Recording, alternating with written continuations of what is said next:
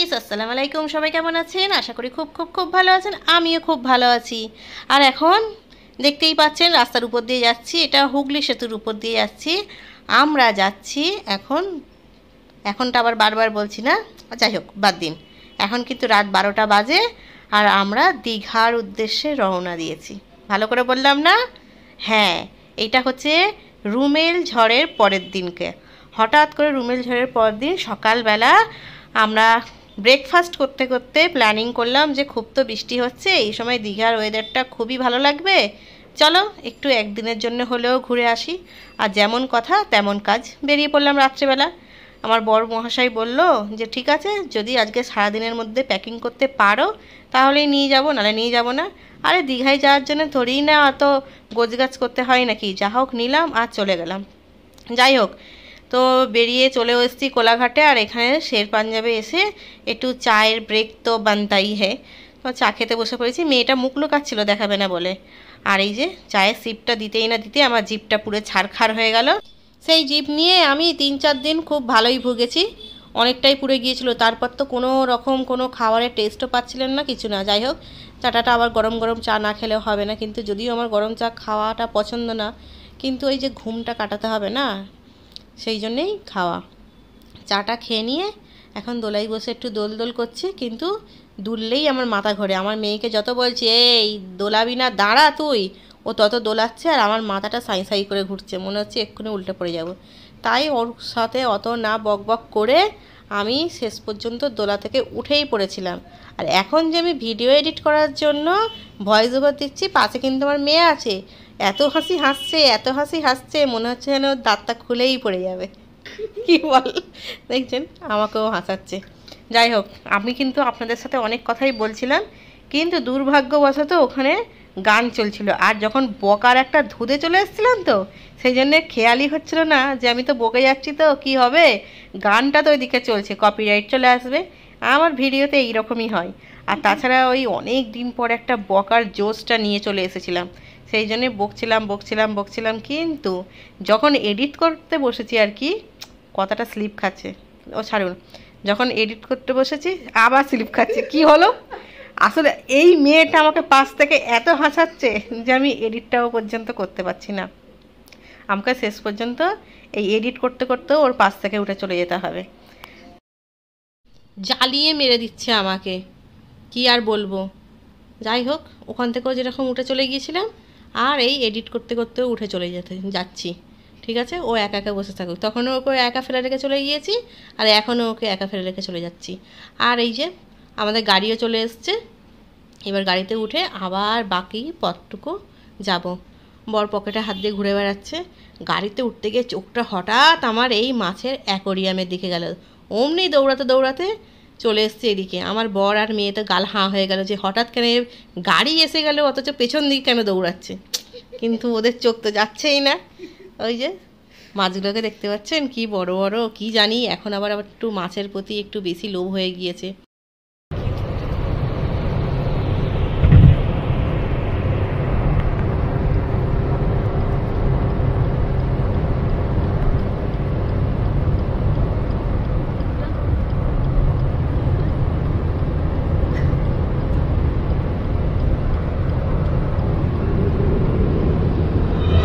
গাড়িতে উঠে গাড়ি ছেড়েও দিয়েছে, আর দেখুন চারপাশটা শুধু লরি টরি যাচ্ছে, বেশিরভাগটাই অন্ধকার। এই অন্ধকার রাস্তা দিয়ে যেতে আমার খুব ভালো লাগে।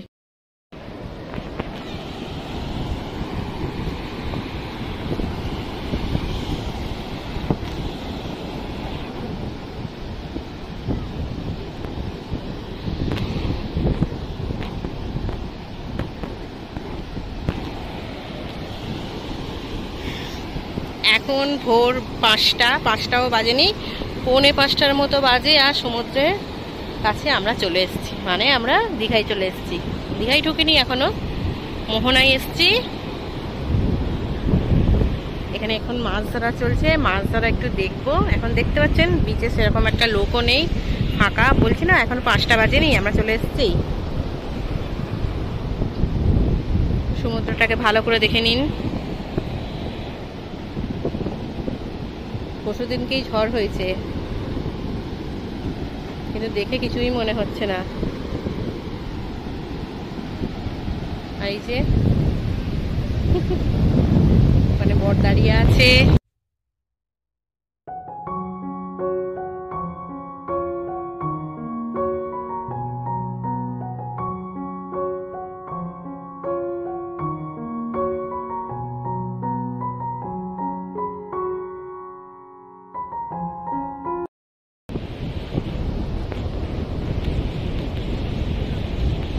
রাত্রিবেলা ঘুম টুম তো হয়নি, বুঝতেই পারছেন মুখ চোখ দেখে। এখন হোটেলে গিয়ে ফ্রেশ ট্রেশ হয়ে একটু রেস্ট নেব, তারপর দেখা যাক কি করা যায়। দীঘায় আর ঘুরবো কোথায়, বছরে তো 4বার 5বার দীঘাই আসি, তাই আর ঘোরার সেরকম জায়গা নেই। এখানে শুধু আমরা আছি রিল্যাক্স করতে, তাও বেশি দিনের জন্য না, হয় 1 দিন নাই 2 দিন। যদি বেশি দিন থাকি মেয়ের সমস্ত পড়া টড়া সব অফ হয়ে যাবে, যেই কারণেই 1 দিন করে থাকা হয়। একটু ওয়েট করে যাই, দেখি মাছটা কখন ওঠে, মাছ উঠলে পরে তারপরেই যাব দেখে টেকে নিয়ে। আর মাছের জন্য ওয়েট করছি আমরা, মাছ তো সেইখানে চলে গিয়েছে মাছ চলারা, তাহলে আবার অত দূর হেঁটে হেঁটে যাবো? হ্যাঁ, তোদের জন্য আমি এত দূর হেঁটে হেঁটে এসেছি, আমাকে কোলে নিবি এবার।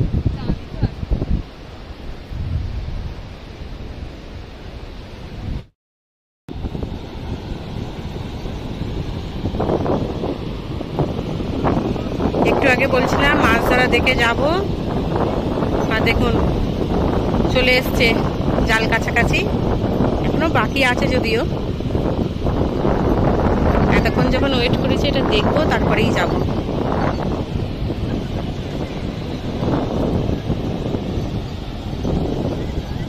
আয়, আমারটা সবসময় ফটো তুলতে ব্যস্ত।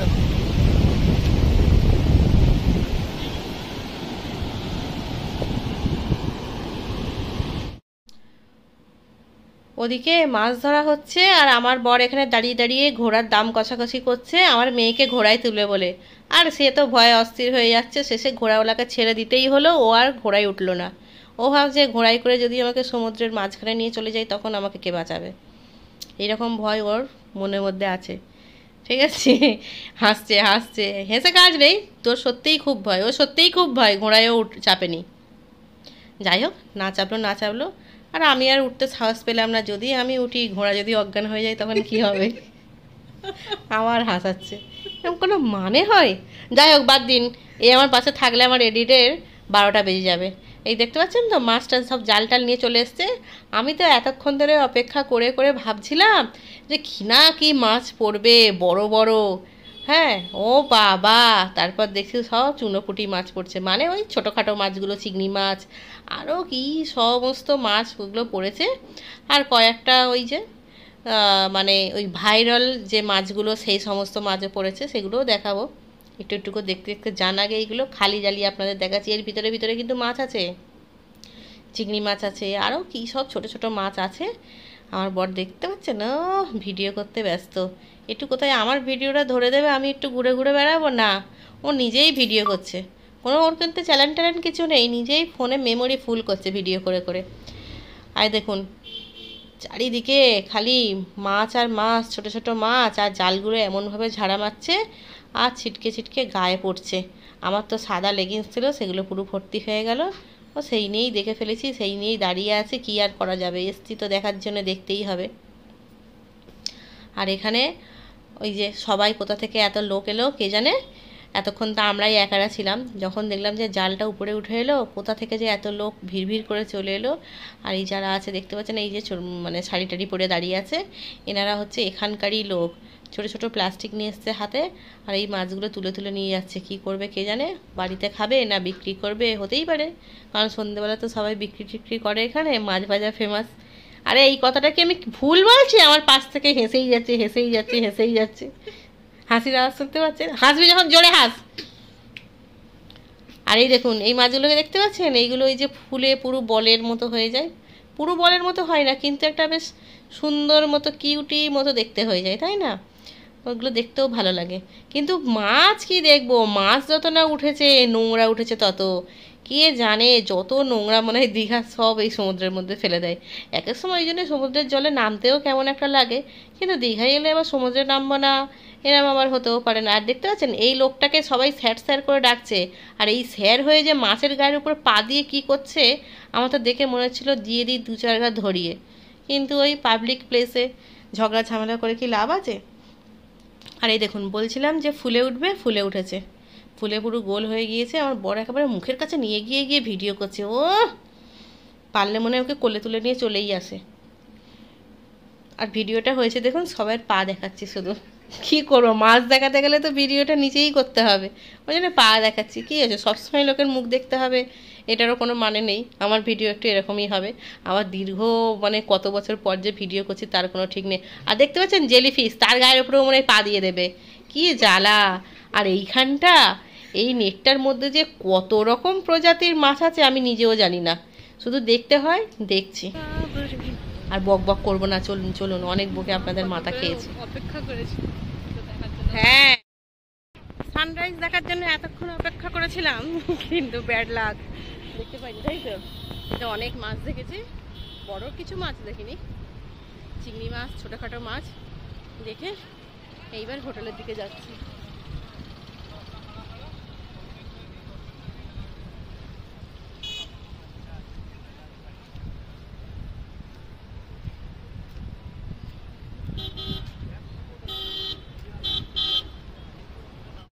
হোটেলে চলেও এসেছি, আর এসে এটা হচ্ছে ব্যালকনি, মানে এটা কমন ব্যালকনি, ঠিক আছে। এখানের ভিউটা এরকমই। আর আমরা তো কোন হোটেলে আসি, ও তো প্রতিবারই একই হোটেলে আসি, সিবার্ডে আসি।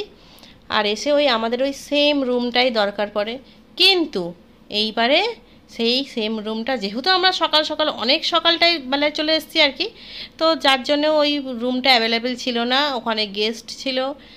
আর আমাদেরকে তখন একটা অন্য রুম দেয়া হয়েছিল একটু রেস্ট নিতে। সেই রুমটার ভিউ এক ঝলক আপনাদেরকে দেখিয়ে দিই। এখানে একটা বড় সড়ো আয়না আছে, যেটা পুরো ঘাম ঘাম অবস্থা হয়ে গিয়েছে, তাই একটু হাত দিয়ে মুছে দেখতে পেলাম। নিজের এত সুন্দর মুখটাও তো দেখতে পেলাম না, সে বাদ দিন, আমার মুখ যেমন আছে ওটা আমার কাছেই সুন্দর।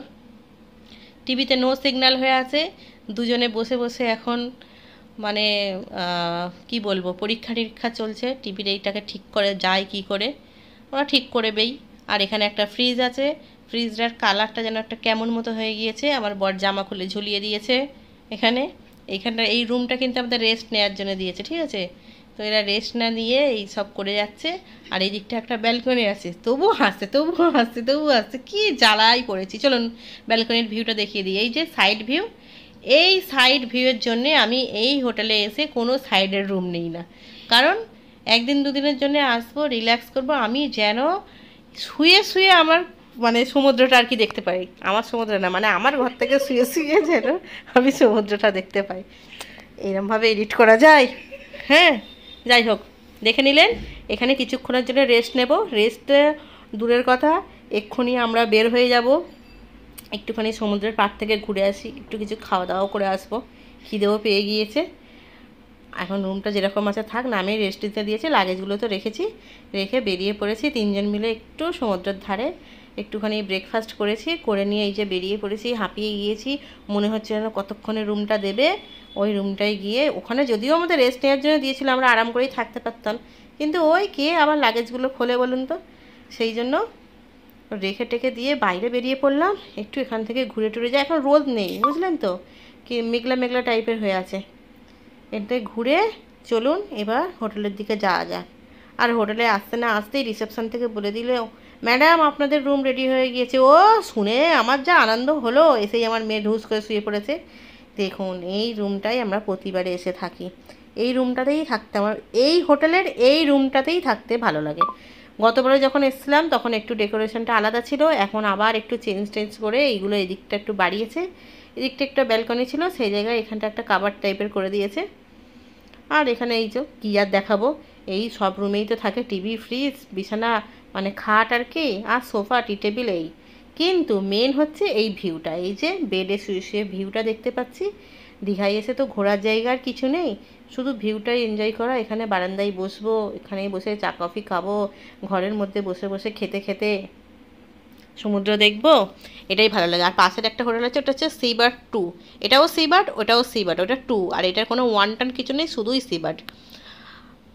আর এই ভিউটা দেখতে পাচ্ছেন তো, এখানে যে এইগুলো দেখতে পাচ্ছেন এগুলো সব দোকান, সবাই জানে দীঘায় এসে এসে সবাইয়ের মুখস্থ হয়ে গিয়েছে, তবু দেখিয়ে দিলাম। আর এখন অনেকটা টাইম হয়ে গিয়েছে, তাই লাঞ্চে চলে এসছে। অনেকটা টাইম মানে কি, এখন প্রায় 2টো বাজে। আপনাদের ওই যে বারান্দা দিয়ে ভিউ দেখালাম, তারপরে সে শুয়েছি, সারা রাত জেগে ঘুমিয়ে পড়েছি। আর এখানে খাবার আছে, আলু ভাজা আছে, শুক্তো আছে, ডাল আছে, ভাত আছে, চিকেন আছে, মাছ আছে। লাঞ্চ করে আমরা রেডি হয়ে নিয়েছি পুলে যাব বলে। আমার মেয়েও রেডি হয়ে গিয়েছে, বর রেডি হচ্ছে।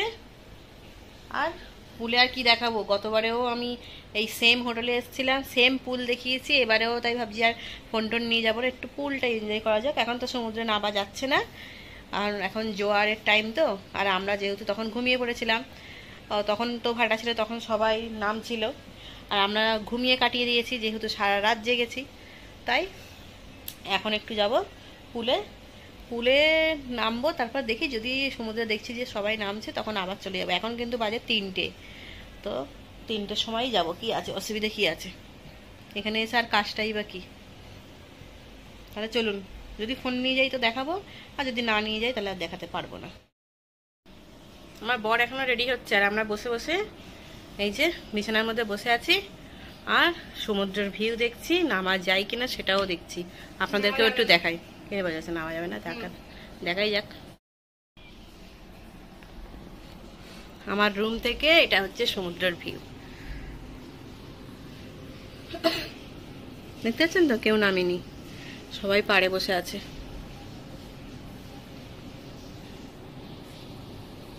ফোনটা নিয়ে আসবো না করে আমার মেয়ে বলে ফটো তুলবো ফটো তুলবো ফটো তুলবো, সুইমিং পুলের না ফটো তুললে হয়, বলে জোর করে ফোনটা নিয়ে এলো। আরে এইসব ফোন নিয়ে ফটো তুললে থোড়ি না এনজয় করতে পারবো বলুন তো, কিন্তু না, শুনবে না, নিয়ে আসতেই হবে।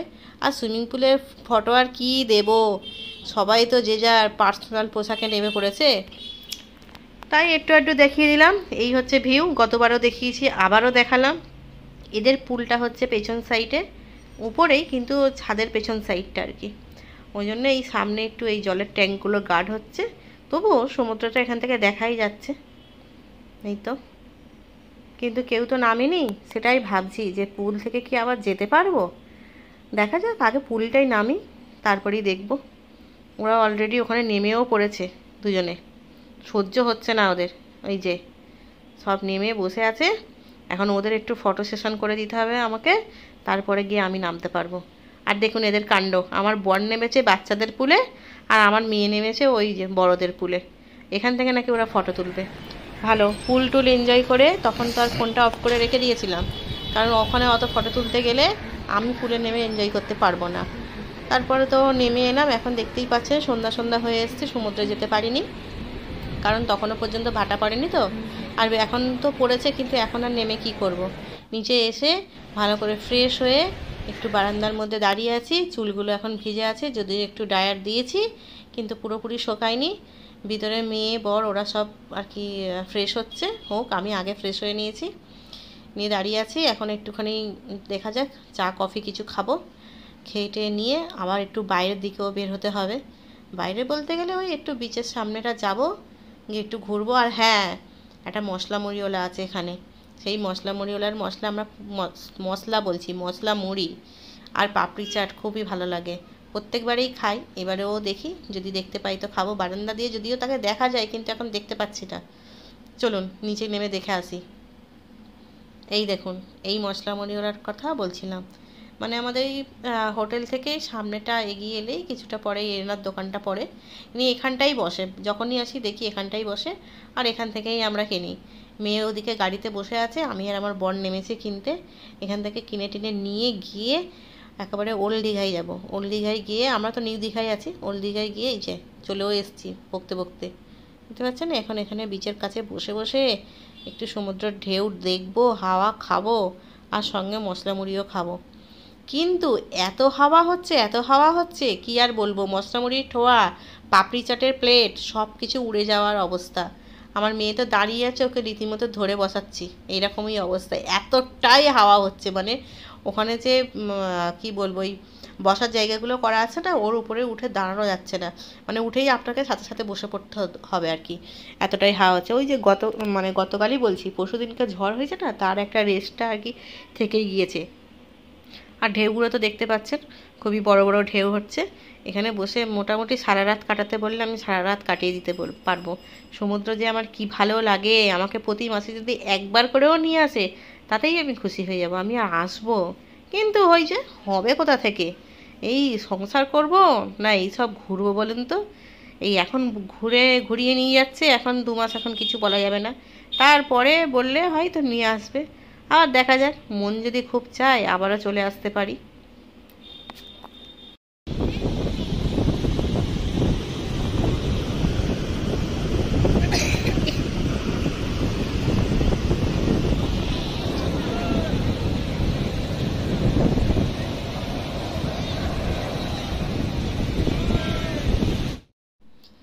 সারা রাত বসবো ভাবছিলাম, কিন্তু এখানে কি আর বসতে দেবে, লাঠির বাড়ি মেরে দৌড় করাবে। এখন 10টা বাজে, তাই চলে যাচ্ছি। কিন্তু এই হাওয়ার সাথে মানে কেমন একটা মানে মুখ গা হাত পা পুরোপুরি চিটচিটে টাইপের হয়ে গিয়েছে, মনে হচ্ছে যেন কেউ সর্ষের তেল নিয়ে মাথা থেকে পা পর্যন্ত সব ঢেলে দিয়েছে। এখন গিয়ে রুমের মধ্যে না ভালো করে মুখ হাত পা ধুলে হবেও না। চলুন এখন হোটেলের দিকে যাই। Good morning. এখন সকাল হয়ে গিয়েছে, রাত্রেবেলা তো দেখালাম বিচের কাছ থেকে, ওই যে বললাম হোটেলের দিকে যাই, তারপরে এসে আর ভিডিও করিনি। ভিডিও করতে গেলে একটু নিজেরাও এনজয় করা হয় না। আর এখন আমরা যাচ্ছি দীঘার থেকে যাচ্ছি এখন আমরা মন্দারমণি। এই রাস্তাটা দিয়ে ফার্স্ট টাইমই যাচ্ছি, এই মন্দারমণি আর কি, দীঘা কোথায় বলবো, দীঘার যে গেট আছে ঠিক তার আগে থাকতেই এই রাস্তাটা হয়েছে নতুন করে।